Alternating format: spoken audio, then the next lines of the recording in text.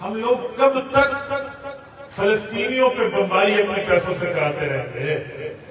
یہ ایک بوتل کی قیمت اگر 100 روپے ہے نا تو 100 روپے کی 2 کلاشنکوف کی گولیاں آتی ہیں. یہ 2 کلاشنکوف کی گولیاں اسرائیلی نے کسی فلسطینی بچے کے سینے میں اتار دی، ہماری نمازیں قیامت میں کام نہیں آئیں. خدا کی قسم یہ بات جا کر واپس بھی مجھے نہیں کھولنا. عجیب معاملہ، میں ہر جگہ سمجھاتا ہوں، کچھ نہ کچھ تو ساتھی اس کا خیال کر لیا کرے کہ ہم اسرائیلی مصنوعات نہیں خریدتے. بھائی کس بنیاد پر ہم اسرائیلی مصنوعات، ہم وہاں جہاد فی سبیل اللہ میں نہیں جا سکتے لیکن اپنے پیسوں سے فلسطین میں بمباری تو نہ کرنا، تو اس سے ہمیں پرہیز کرنا چاہیے.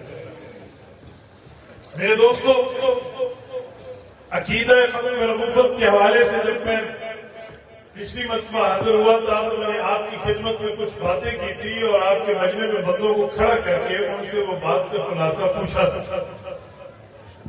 یاد ہے آپ مجمع جواب نہیں دیتا بھی ہوں بلا آپ سے اٹھا کے سنو. اب تو یہ کہ میں آپ سے پوچھوں کہ پچھلا میرا سبق اگر آپ کو یاد ہے تو پھر آگے بتانا چاہیے.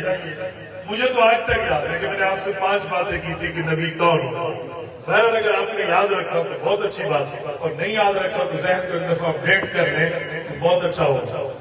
میرے دوستو، آج کی گفتگو میں بھی میں عقیدہ ختم نبوت کے حوالے سے بات کرنے لگا ہوں. بس توجہ میری طرف رکھنا، میری آنکھوں میں آنکھیں ڈال کر دیکھ کر بات سننا، انشاءاللہ ہمارا وقت قیمتی بنے.